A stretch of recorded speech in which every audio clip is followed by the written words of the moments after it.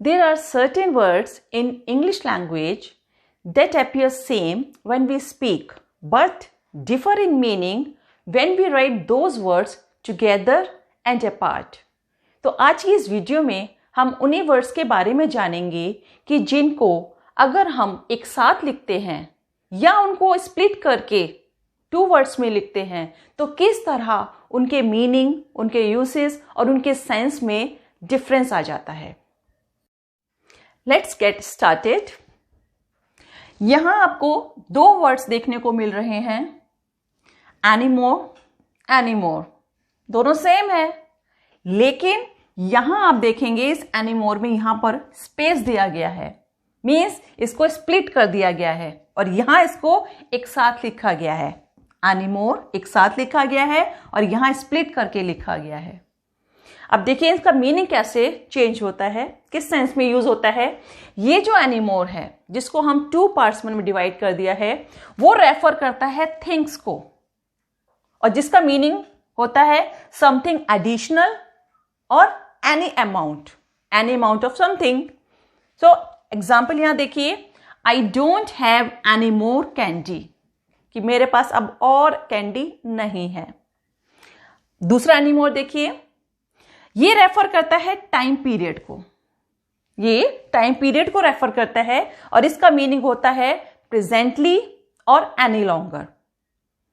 इसको एग्जाम्पल के थ्रू हम समझते हैं, I don't make candy any more, कि मैं अब कैंडी और नहीं बनाती, पहले बनाया करती थी लेकिन अब और नहीं बनाती।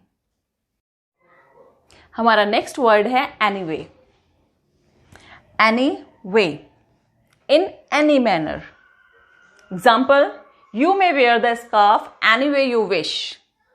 कि आप स्कार्फ को जिस भी तरीके से उसको ओढ़ना या पहनना या बांधना चाहें आप कर सकते हैं। तो किसी भी तरीके से in any manner, तो आप ये वाला anyway लिखेंगे।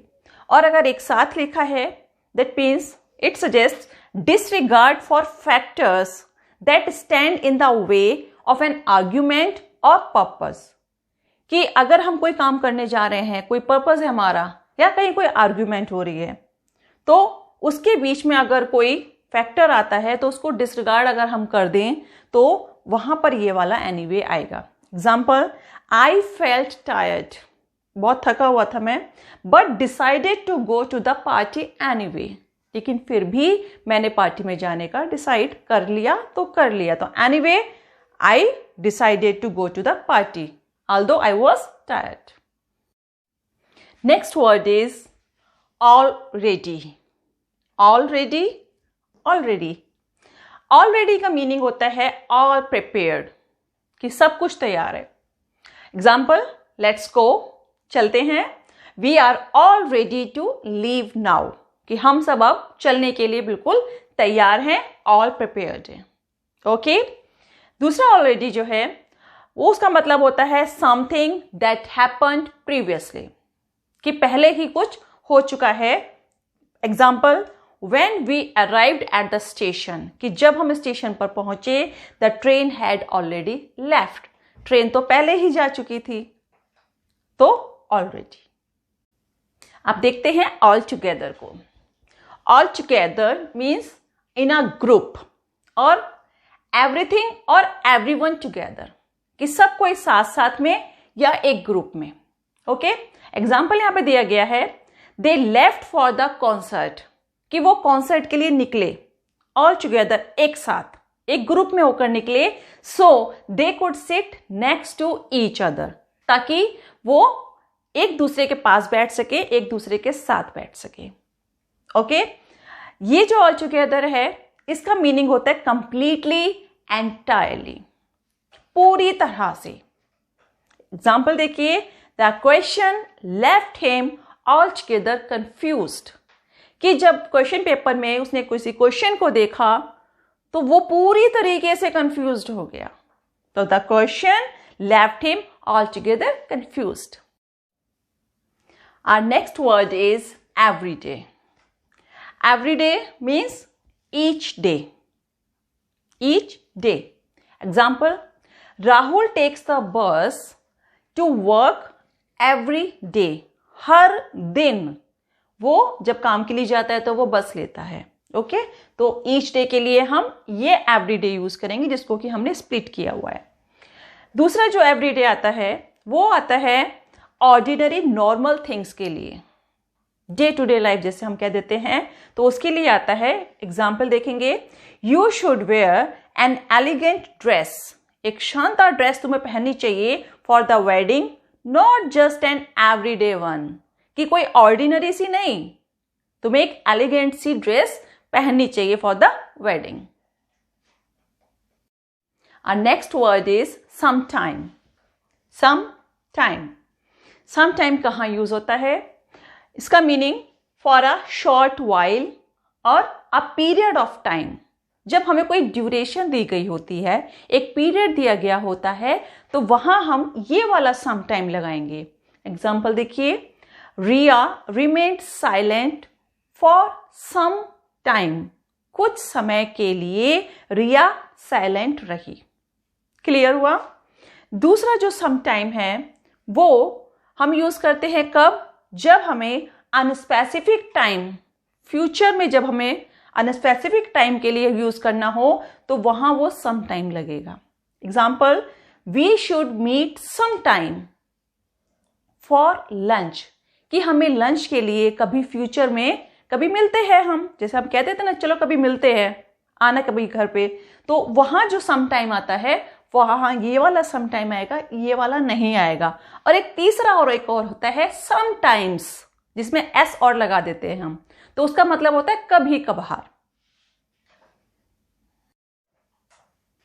अब हम जानते हैं आ वे और अवे के बारे में। आ वे जो होता है वो एक मैनर या कोई स्टाइल होता है ऑफ डूइंग समथिंग, कुछ करने का तरीका हमारा। ओके, एग्जाम्पल है, he showed me a way to fix the problem. Problem को दूर करने का उसने मुझे एक रास्ता दिखाया कि किस तरीके से मैं उसको दूर करूं। और जो दूसरा अवे होता है, दूर के लिए आता है, तो from here to another place. तो एग्जाम्पल है, he walked away without saying anything, कि वो यहां से दूर चला गया बिना कुछ कहे। Now let's learn about a while. A while, a while का मीनिंग होता है after a certain period of time, whether it is long और शॉर्ट। सेंटेंस देखते हैं, आफ्टर अ वाइल, कुछ समय के बाद, I started to feel a bit more relaxed, कि कुछ समय के बाद, एक सर्टेन पीरियड ऑफ टाइम दिया, चाहे वो लॉन्ग था या वो शॉर्ट था, उस समय के बाद I started to feel a bit more relaxed. Okay, अब इस अवाइल को देखते हैं, ये रेफर करता है शॉर्ट पीरियड ऑफ टाइम को। यहां पर दोनों था, लॉन्ग भी था, शॉर्ट भी था, और उसके बाद था, और यहां पर एक ये पीरियड दे रहे हैं, short period of time. Example is, let's wait a while, थोड़ी देर वेट करते हैं, and see if it works, देखते हैं कोई हल निकलता है कि नहीं निकलता। Now let's learn about on to. On to, on to जब हम स्प्लिट करके लिखते हैं तो उसका मीनिंग होता है गो फॉरवर्ड और नेक्स्ट फेज, आगे बढ़ना। ओके, एग्जाम्पल है, let's move on to the next point, चलो अब नेक्स्ट पॉइंट की बात करते हैं आगे। और ये जो ऑन टू होता है, ये एक रेफर करता है to a position on the surface of, कि जब कोई मूवमेंट होता है एक जगह से दूसरी जगह के लिए, और वो जब हम किसी सरफेस को टच करते हैं तब, जैसे he put his glasses on to the table, कि उसने अपने ग्लासेस जो थे वो टेबल पे रख दिए। Hope you like this video, so please like and share my video and subscribe my channel for more upcoming videos. Thank you.